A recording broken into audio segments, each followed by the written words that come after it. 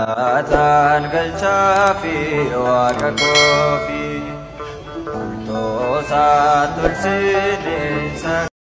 Warri sammuun doomaa jechuudha. Sooshaal miidiyaa kanarraa ajandaa argattanii nama wal nyaachisu, hojiin keessan nama wal nyaachisu, hojiin keessan namaaf nama walitti naqu, gammachuu guddaa kan qabdan namni yoo wal nyaatu, guddisa kan baddan, sammuun keessan dadhabaa kan ta'e, kan qalama hin qabne, kan waa tokko maqaa keessan barreessuu hin dandeenye, maqaa namaa nyaachaa ooltanii dhaabbadhaa. Machaaftuu lama wal dhabeen beeku. Abadan garaa kee kutan. Woto kutaa kan ta'e yoona anyanyanyanyan godhee wal nyaateera. Machaaftuu lama tokko wal nyaachisuu hin dandeessanii abadan. Soolannis Oromoodha, Oromoo dhiiga keenya. Raachuunis Oromoodha, dhiiga keenya. Hiddi isaanii tokko, dhiigni isaanii tokko. Yoo balleessan isaan gorfatanii wal deeffatu keessan xumuranii jiru. Sin ajandaa yaaduma ajandaa asirratti haasotu malee guyyaa har'aa xumuran isa. Raachuuf soola walii galanii keessaa walii barreessanii xumuranii jiru.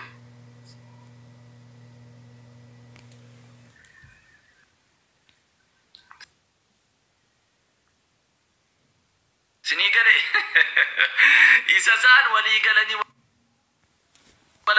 isa isaanii walii galanii xumuranii jiranii gadheen immoo as baatee shumti waa tokko hin beekne suura gadi galagalchitee arrabsitiin isaan xumuranii robboleessa walii galanii bakka araaramanii jiru. Raacheef soolan keessaan xumuranii jiru, bilbilaan xumuranii jiru, bilbila walii qabu bilbilaan xumuranii jiru. Maaltu asii si gabagabasi, maaltu asii ha si jechisiisa. Akka saree maraatti maaltu si godha?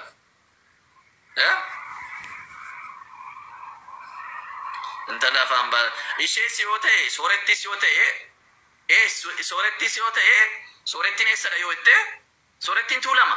Raachuun tuulama. Kanaafiyyuu dubartiidha, dogoggoruu dandeessi, obboleettii keenyadha, dogoggoruu hin dandeessi, dogoggortee dubbachuu hin dandeessi. Isa kanammoo soolan raachuun gorsee deeffachuu danda'a. Rakkoon qabu isa kanas gidduun seenina. Gidduun seenina.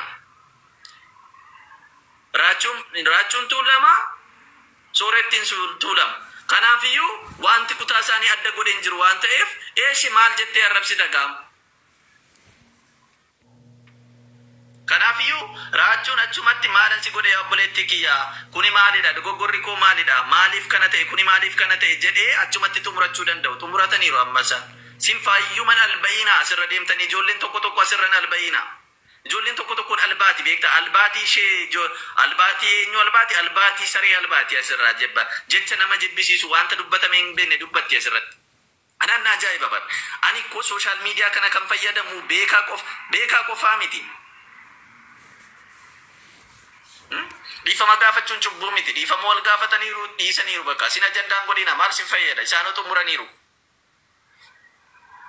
Amma isaan xumuraniiru. Sintu asirraa wacamalee namoota tokko tokko asirraa wacaa jira malee isaan xumuranii jiru bar. Araaramanii jiru isaan.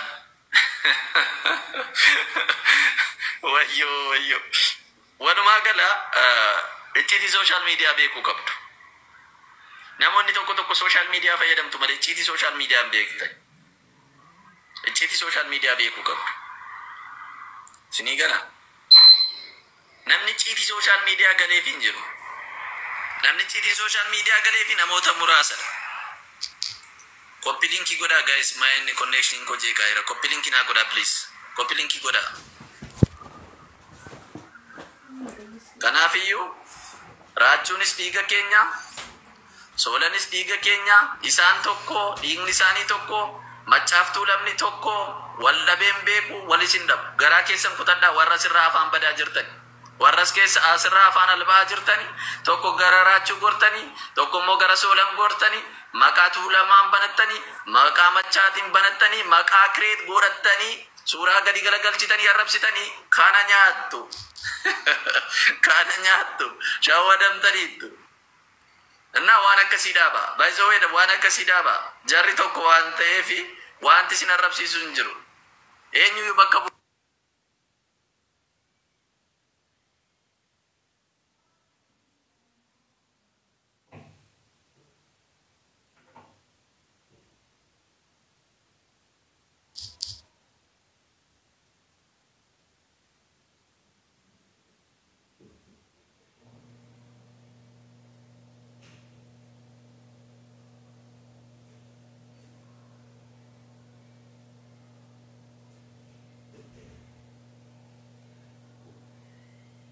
barbaada guys. Kana beekuu qabdu hundi keessan. Hin shawwadamiina. Namoonni baay'een shawwadamaa jiru. Kanaafiyyuu raachuun goota Oromooti miti. Goota Oromooti. Soolanis goota Oromooti. Lamaan isaanii gootuma Oromooti. Goota jechuun immoo kan Oromoof hojjetedha. Kan saba isaaf dhaabbatudha.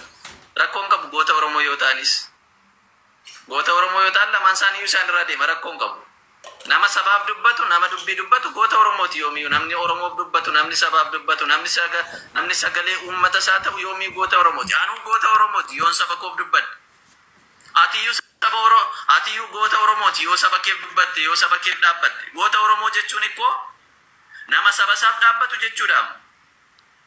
Hiikkaa biraan qabu. Atiyyuu koo yoo saba keef dhaabbatte goota Oromooti bara. Kana beekuu qabdu. Kanaafiyyuu labin jedhina ajandaa arganne jettanii asirran fiigina. Ani baay'ee naasa'u baay'ee short and brief kana haasa'e hin darba kana beekuu qabdu. Si gala anatu goota sabaati ta'uu dandeessa. Baay'ee kolfan qabu namni kamii goota sabaa namni goota ta'uu danda'a. Kanaafiyyuu kana beekuu qabdu namni kamiyyuu namni saba isaaf dhaabbatu yoomiyyuu goota. Kuni xiqqaate kuni guddate kuni akkas godhe kuni kana godhe asirra no bobsiinaa mee dhiisa ino bobsiinaa anan ajaa'iba bar namoota suura namaa gadi galagalchanii suura namaa gadi galagalchitee arrabsuun muudiin saafeera bar kan irraa darbe dabar kan irraa darbe bar inni irraa darbeera bar darbee jira bar muudiin saafee jira kana beekuu qabdu. Tokko eenyummaa isaa kan hin beekne asirraa alba'anii asirraa sooshaal miidiyaa irraa alba'a yeroo ajandaa argatu nama gadi galagalchee arrabsa. Dhiisi arrabsoo nama waa'ee kee iyyuu hin beektu. Waa'ee kee jalqaba beekiitii ani eenyu jedhiitii who are you jedhi. Sii gala ati eenyu jalqaba nama cabsuun dura nama hankaaqsuun dura nama xiqqeessuun dura ati eenyu. Kanaafiyyuu waan akkasii dhiisaa. Hin shawwadamiina.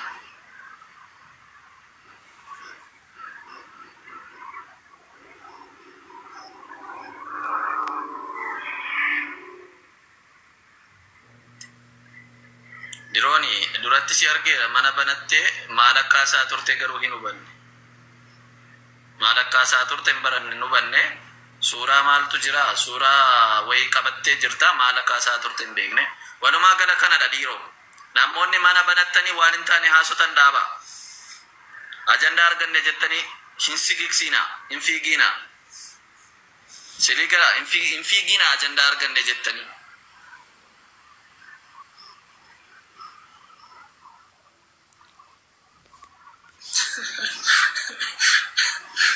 Kanadha kana fakkaata Oromoo. Akkasitti hubadhaa.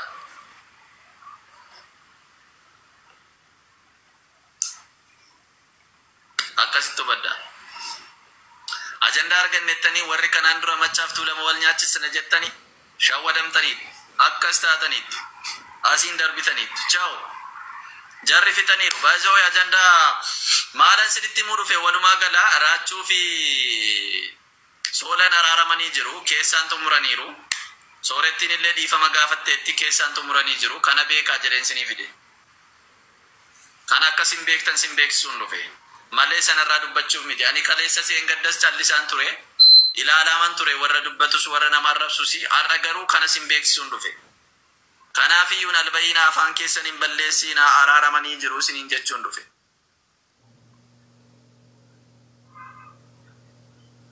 Akkasidha jarri hundinuu dhiifama wal gaafatanii keessaan xumuranii jiru. Araaramanii jiru waan ta'eef asirraan alba'iina namoonni albaatanii jechuufi. Namoonni gandatti gashitan immoo dhiisa. Kuni waa'in gandaaf kuni walin ilaallatu. Waa'in gandaafi kana walin ilaallatu. Kaawwallolee qaama tokko qaamni sun araaramaniiru xumuratanii jiru. Short and brief. Ati garuu asirraa afaan albaata. Raachuun sin beeku soolan sin beeku suuraa gadi galagalchitee arrabsita. Raachuun sin beeku. Raachuun ikkoo sin beeku.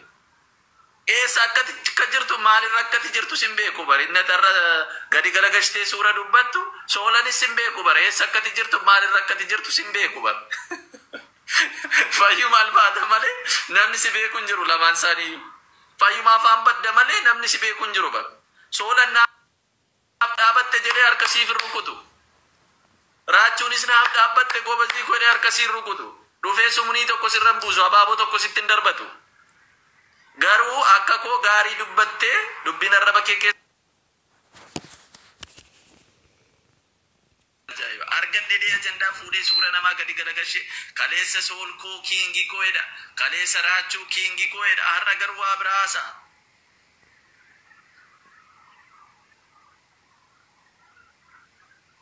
kanadha.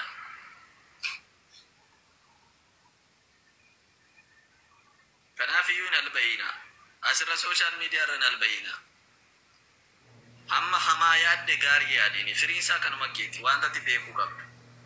Arraba keetiin dubbattus bu'aan isaa kanuma keeti. Short and brief kana beekuu qabda guys. Kana beekuu qabdu.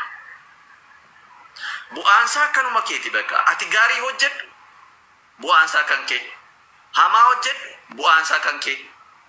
Badii hojjedhu bu'aan isaa kan kee. Gaarii hojjedhu bu'aan isaa kan kee. Kan hammatu sumadha. Firii isaa kan argatu sidha.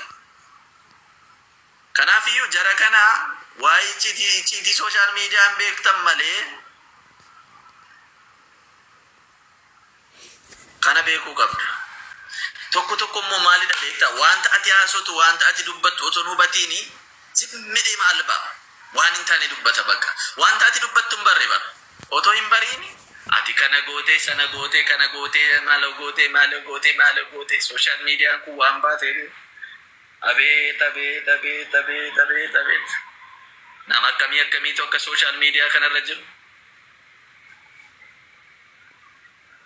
Kana beekuu qabduuni isa kana adda baafaddaa. Fayyuman albayina namoonni tokko immoo albayina hin hagiina dhiisa. Bakka dandeettiin keessan ila baay'ee wanti beekamuu qabu sooshaal miidiyaa kanarratti ati ammuma qalameessitu geessa. Ammuma qalameessitu dhugaa waaqayyooti. Ammuma dubbattu ammuma qalameessitu geessa. For example jecha nasi madaalu barreessita. Madaalli kee barreessita namni barreessitu. Namni dubbii arraba kee keessaa dubbattus jecha si madaalu dubbatta. Akka yaada keessanitti dubbatu. Kanaafuu kana beekuu qabdu hundi keessaniyyuu.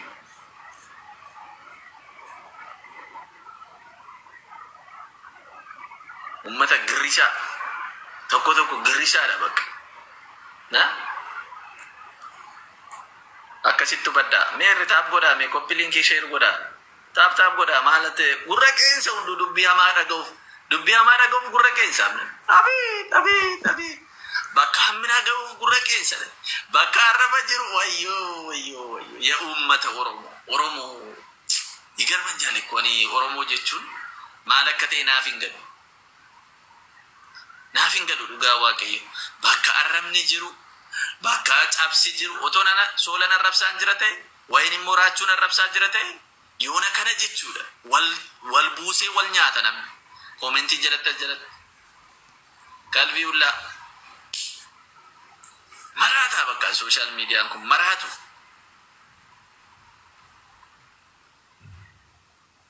Maraatu bakka. Ummata maraatu ummata golfaa amari soosha amma ummata gowwaa kana bakka waan ajaa'iba naan takka bakka jechan taane si dubbachiisu. Waan barreessuun beeku waan katabuun beeku. Gaariinis keessa jira bara.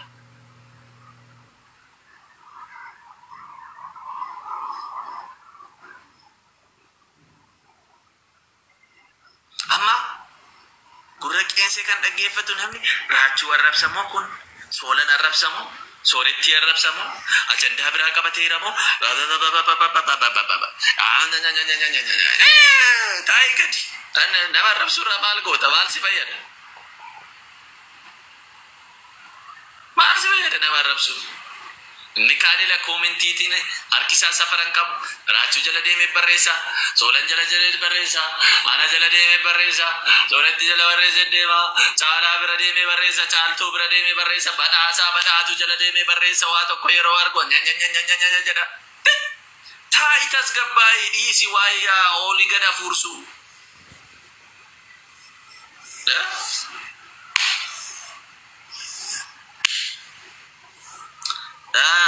Kana fakkaata guys, kana beeka akkasidha dubbiin. Akka saree maraatti hin ta'ina. Nama walitti naquuf hin ariifatina. Nama wal nyaachisuuf hin ariifatina.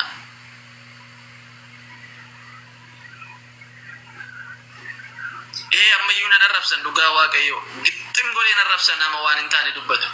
Anarraban ani qulqulluudhaaf hin jenne. Irraan cabsa malee bakka social video jedhee narrabsu nama waan hin taane haasa'u live banee irraan dubbadda.